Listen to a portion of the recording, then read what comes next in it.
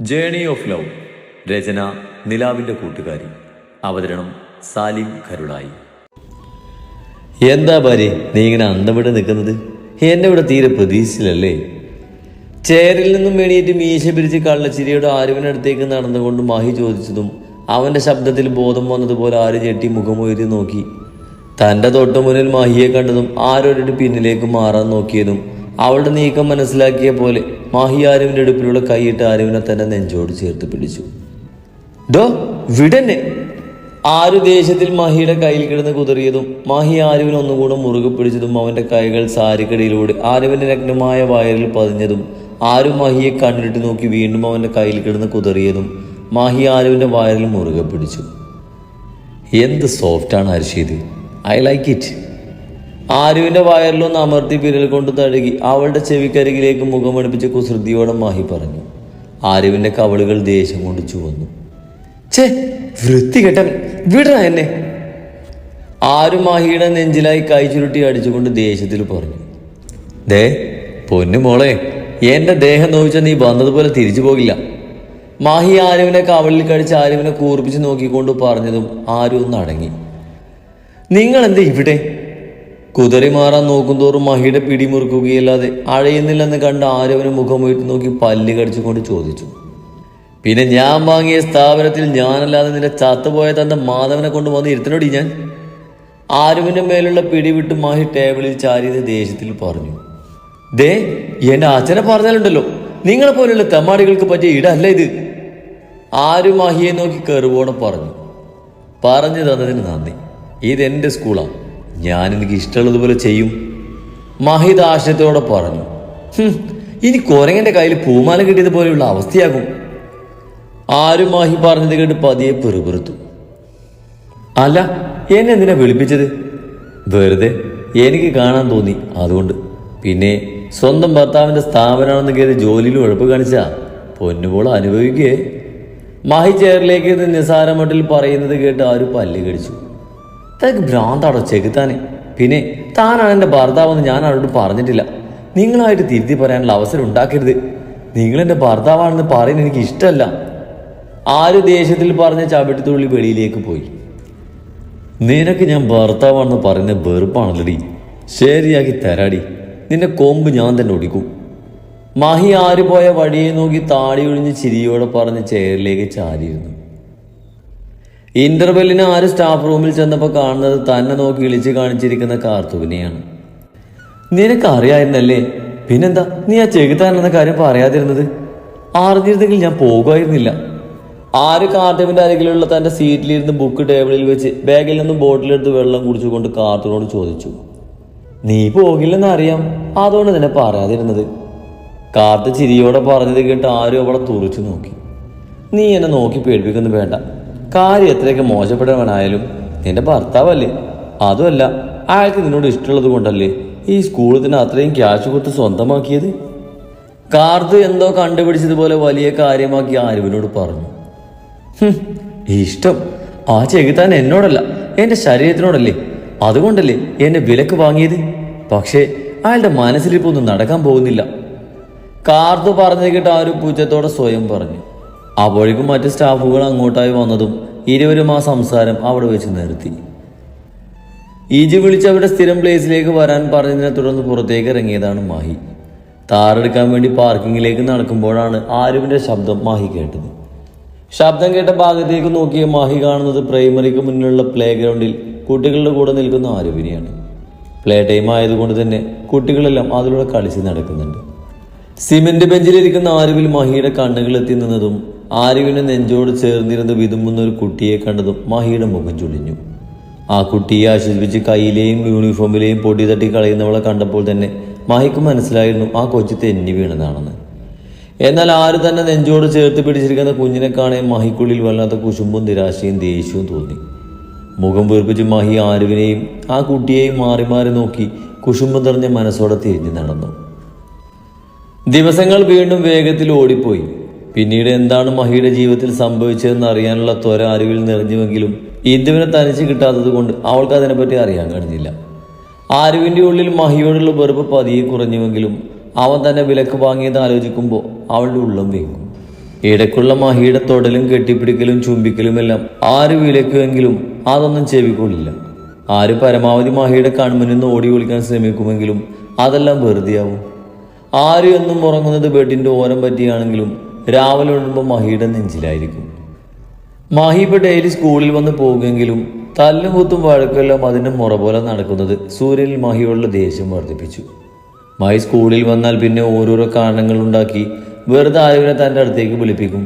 പോയില്ലേ അവൻ ഇങ്ങോട്ട് വരുന്ന അറിയാവുന്നത് കൊണ്ട് ആര് മഹിയെ നന്നായി മനസ്സിൽ സ്മരിച്ച് അവൻ്റെ അടുത്തേക്ക് പോകും. ഇതെല്ലാം ഞൊടിയുടെ നേരം കൊണ്ട് മറ്റ് സ്റ്റാഫുകൾക്ക് ചർച്ചാ വിഷയമായി മാറിയിരുന്നു. പതിവ് പോലെ തന്നെ മഹി വരാൻ പറഞ്ഞെന്ന് പ്യൂൺ വന്ന് പറഞ്ഞതും മറ്റ് സ്റ്റാഫിൻ്റെയൊക്കെ അർത്ഥം വെച്ചുള്ള നോട്ടം കണ്ട് ദേഷ്യത്തിൽ അവൻ കരികിലേക്ക് നടന്നു വരും. എന്താണോ ചെകുത്താനെ, തനിക്ക് എന്തിൻ്റെ പ്രശ്നമാണോ? ആരും അനുവാദം പോലും ചോദിക്കാതെ വാതിൽ തള്ളി തുറന്ന് മഹി കരികിലേക്ക് വന്ന് ദേഷ്യത്തിൽ ചോദിച്ചു. എൻ്റെ ഈ ഭദ്രകാളിയെ കാണാൻ. അതിനല്ലേ ഞാൻ ഇല്ലാത്ത സമയം ഉണ്ടാക്കി ഇവിടെ വന്നിരിക്കുന്നത്. പക്ഷേ ആ സ്നേഹമൊന്നും നിനക്ക് എന്നോടില്ലട്ടോ. മഹി ആരുവിനെ നോക്കി കുറുമ്പോടെ ചിരിച്ച് ഷർട്ടിന്റെ വിടവിലൂടെ നെഞ്ചൊന്നൊഴിഞ്ഞുകൊണ്ട് പറഞ്ഞതും ആരു മഹിയെ കണ്ണുരുട്ടി നോക്കി. ഞാൻ തന്നെ പോലെ ഒരു പണിയില്ലാതെ വെറുതെ ഇരിക്കല്ല, ഇനി എന്നെ ഇങ്ങോട്ട് വിളിപ്പിക്കരുത്. മഹിയെ നോക്കി ദേഷ്യത്തിൽ പറഞ്ഞ് ആര് തിരിഞ്ഞു നടക്കാൻ ഒരുങ്ങിയതും മഹി ആരുവിന്റെ കയ്യിൽ പിടിച്ച് അവളെ വലിച്ച് അവനെ മടിയിലേക്കിട്ട് ലോക്കാക്കി പിടിച്ചു. എൻ്റെ ഭാര്യയെ ഞാൻ കാണാൻ തോന്നുമ്പോഴെല്ലാം വിളിച്ചു വരുത്തും. നീ ഏത് മലമറിക്കുന്ന ജോലിയിലാണെങ്കിലും നീ വന്നേ പറ്റൂ. ആര് പറഞ്ഞത് ഇഷ്ടപ്പെടാതെ മഹി അവളെ കൂർപ്പിച്ച് നോക്കി കുശുമ്പ് കുത്തിക്കൊണ്ട് പറഞ്ഞ് ആരുവിൻ്റെ കവളിൽ പല്ലുകളായിത്തി. ആ പെട്ടെന്ന് കിട്ടിയ കടിയിൽ ആര് വലിവരിച്ച് മഹിയുടെ നെഞ്ചിൽ അമർത്തിപ്പിച്ച്. വിട്ടേ, എനിക്ക് പോണം. മഹി ആരുവിൻ്റെ കടിച്ച കവളിലായി ചുണ്ടുകൾ ചേർത്തതും ആര് മഹിയുടെ മടിയിൽ നിന്ന് പരവേശത്തോടെ പറഞ്ഞ് പെടിഞ്ഞെണീക്കാൻ നോക്കിയതും മഹി ആരുവിനെ പിടിച്ചിരുത്തി. വേണ്ട. മഹിയുടെ ചുണ്ടുകൾ ആരുവിൻ്റെ മുഖം മുഴുവൻ അലഞ്ഞു നടക്കാൻ തുടങ്ങിയതും ആര് മഹിയുടെ ഷർട്ടിൽ മുറുകെ പിടിച്ച് വിറയലോടെ പറഞ്ഞതും മഹി ആരുവിൻ്റെ ഇടുപ്പിലൂടെ കൈ ചുറ്റി അവളെ നെഞ്ചിലേക്ക് ചേർത്ത് പിടിച്ച് ആരുവിൻ്റെ അതിരങ്ങളെ വായിലാക്കി ചുംബിക്കാൻ തുടങ്ങി. അവളൊന്ന് പിടഞ്ഞ് മഹിയെ ഇറുകെ പിടിച്ചു. ആരുവിൻ്റെ കൂമ്പിയടയാൻ പോകുന്ന കണ്ണുകളിലേക്ക് നോക്കിക്കൊണ്ട് തന്നെ മഹി ആരുവിൻ്റെ അതിരങ്ങളിലും അത് നുകർന്നു. ഇടയ്ക്ക് മഹിയുടെ കൈകൾ ആരുവിൻ്റെ യൂണിഫോം സാരിക്കടിയിലൂടെ അവളുടെ വയറിലായി അമർന്നതും ആരുവിൽ നിന്നും ഒരു ആർത്തനാദം ഉയർന്ന് തൊണ്ടക്കുഴിയിൽ തങ്ങി നിന്നു.